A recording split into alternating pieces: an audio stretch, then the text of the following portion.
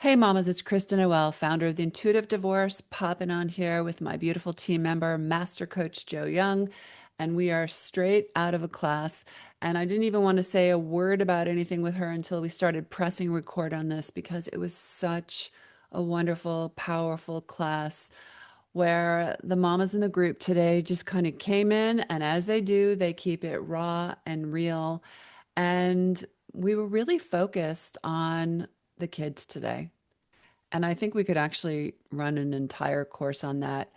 But we were running through some of the most painful and triggering encounters and conversations and communications and decisions that have to be made when a mama is working overtime to keep her kids out of the chaos, and what a commitment that is. And it is a commitment that will never steer you wrong.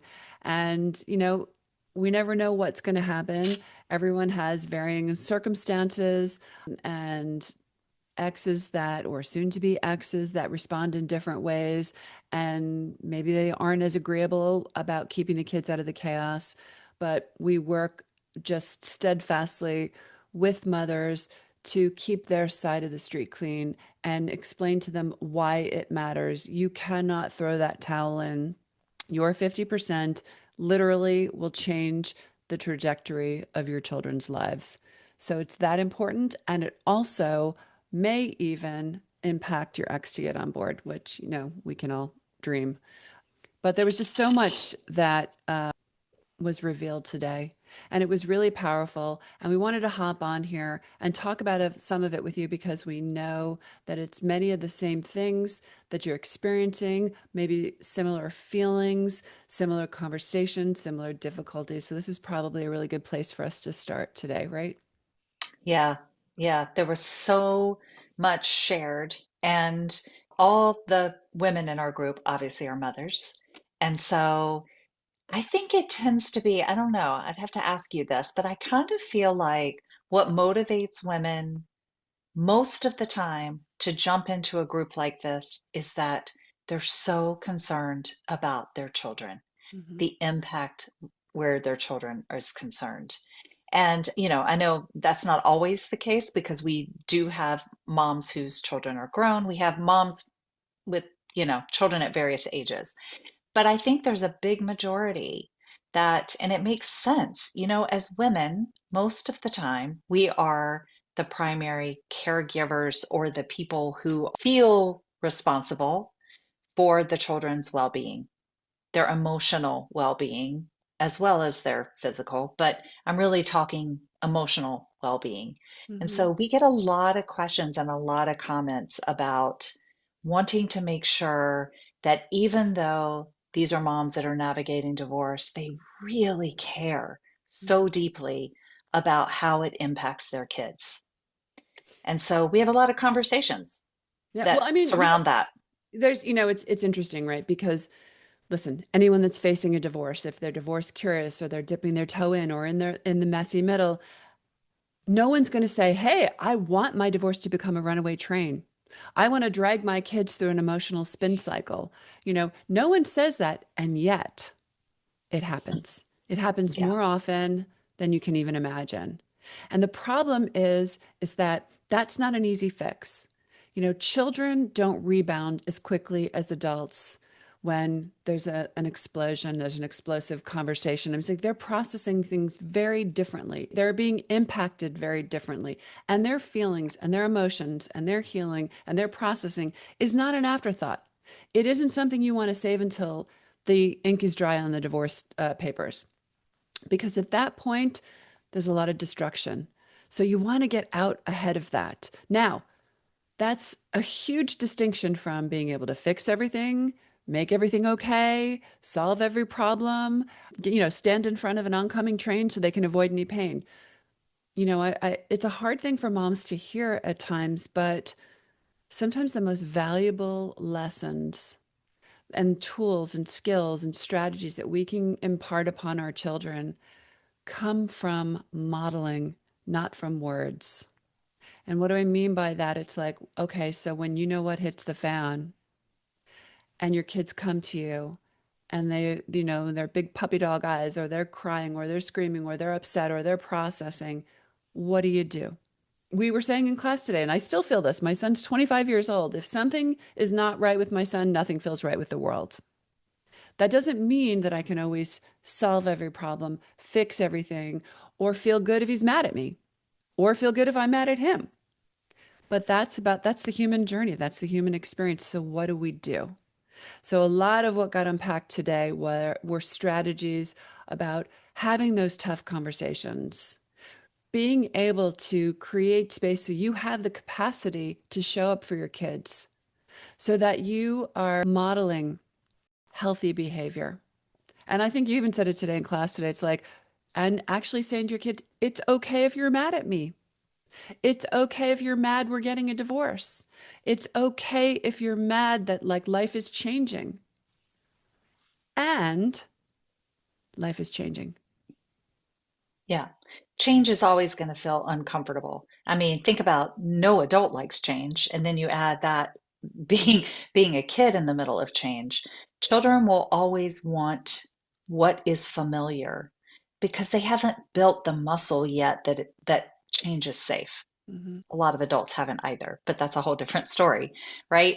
So for the kids, it's like I said it today in class, the most important thing that we can do for our children is to normalize and make okay what they are feeling.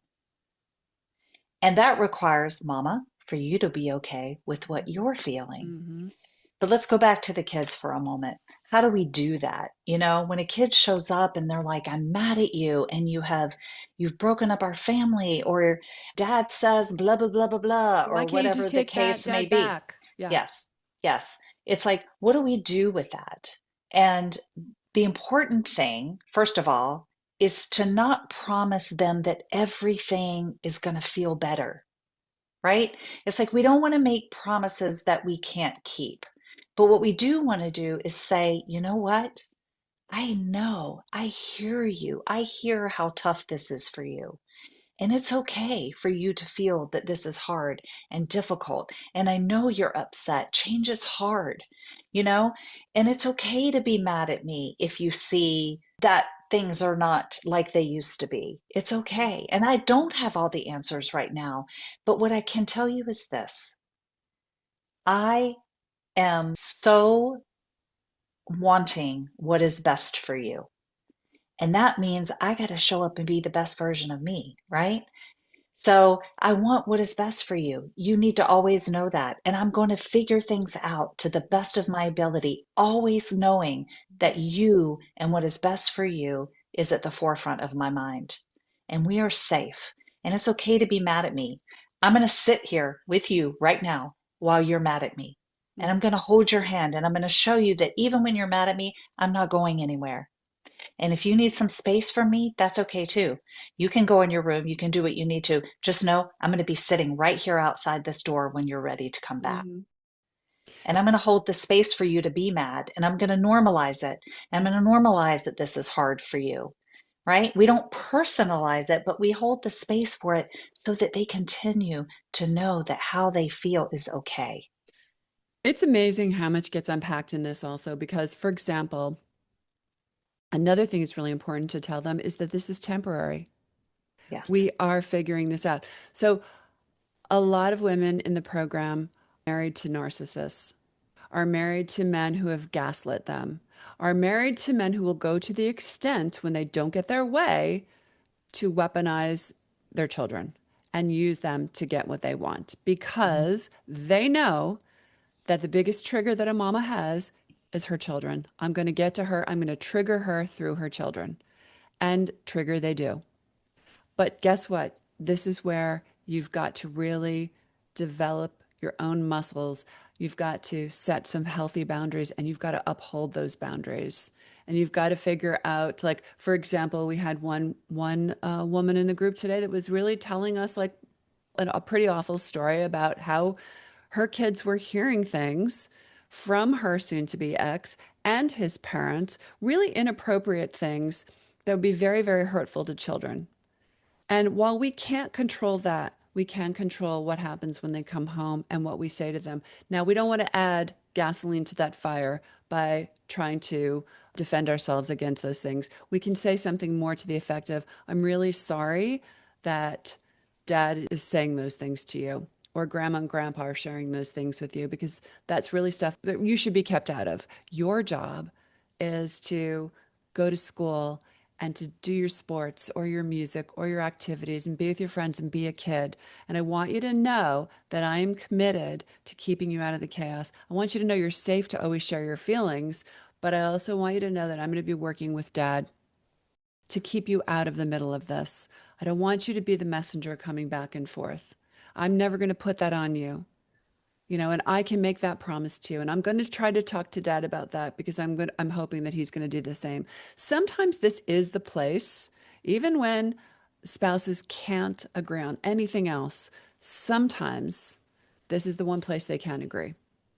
If it's pointed out, sometimes there's absolutely nothing we can do about it. And I know it is gut wrenching and disheartening and anxiety provoking. And we had one mom who literally said something like, I just blew up the entire family. And the fact of the matter is, we women, we tend to just take it all on. Let's just take responsibility for everything. It's Hmm. not, this whole other scenario that, like, what were all the things that led to you wanting out of this marriage? You're not responsible for all of this. You didn't break up all of this. You just said no more. You just advocated no more. So, to a kid, to a child's nervous system, of course, they just want dad back in the house. Everything's going to be back to normal. I don't want to have to, be commuting and going back from house to house. But that's only going back to what Joe was saying earlier, is normalizing the unhealthy behavior. I said to this one mom today, I said, well, would you want your daughter to grow up and marry a man who behaved like this? A narcissist who weaponized his own children? Or would you want your son to grow up and be that man and treat his wife like that? Because that's actually what's at stake, because Yeah. that's normalizing unhealthy, terrible behavior. Yeah. And when we suck it up, when we decide to sweep things under the rug, to not pay attention to it, what we're doing is we're saying to our kids, this is how you deal with it. Suck it up. Mm, Sweep it under the rug. Act like it didn't happen. Don't trust yourself. That's exactly what we're saying without saying it. It's what our behavior is showing. And so, it can be so tempting when you're in the middle of all this, especially if you have a soon to be ex that is weaponizing the kids. It can be so easy for your mind to think, oh, it's just easier to go back. It's just easier to take them back. It's just easier to suck it up. And it is not. Rest assured. It only gets worse and it only gets louder. And so, if you think about what your kids are taking on and what you are modeling for them, it's never going to be easier to go, let me just pretend that this isn't happening. mm-hmm, Because you would never ask your children to pretend that their dysfunction wasn't real. mm-hmm. You would never say to them, you know what? I know you're in a tough situation. Suck it up. Don't have feelings about it. Don't trust yourself, right? But we do that to ourselves. And so, we talked about that today, about the fact that in those moments, that is when you ask yourself, is the person who's weaponizing your children someone you want to be married to? Right? Is Mm-hmm. the person who's so willing to say all these things and manipulate Mm. the children, is that someone you want to be in relationship with? No, nor do you want your children in a relationship that is based on that. I loved So, when you said that. I absolutely love when you said that, yeah. because it also, another thing that often times comes up is, maybe I should have just waited. Maybe I should have Mhm, waited until they, like, got out of high mhm, school or whatever. Well, mhm. actually, you know what that's doing? That's compounding the insanity. Because right now, when you have children, for example, a lot of women in the group right now have children around the 12-year-old age, 12, 14, something like that. Those Well, beautiful middle school years. I know those middle school years. My God, yeah, those mouthy middle school years. Okay, so, but the thing is, that's still that little bridge between baby and teenager, and, like, just kind of like, trying to find your place in the world, and go from being a little kid to being a young grown up. And at the same time, They're still looking for your guidance. They're still looking for your protection. They're still looking for so much of your nurturing and support. So, this is when you wrap your arms around them and you're saying, you know what? Even if you're not explaining everything to them, what you're really saying is, we're not staying in this. We're not staying in this unhealthy situation. And I am going to create a healthy situation. And I want you to have a relationship with dad. You want to make it safe so that they can come to their own conclusions and figure things out on their own. And that hard road is, or I should say that high road is the hard road, but it is so worth it. It is so absolutely worth it.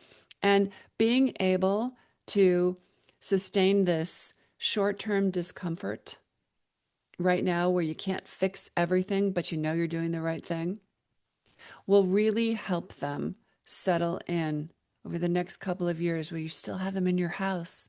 You don't want to just drop a bomb on them when they're out of the house because now you've set them up for how many more years of dysfunction?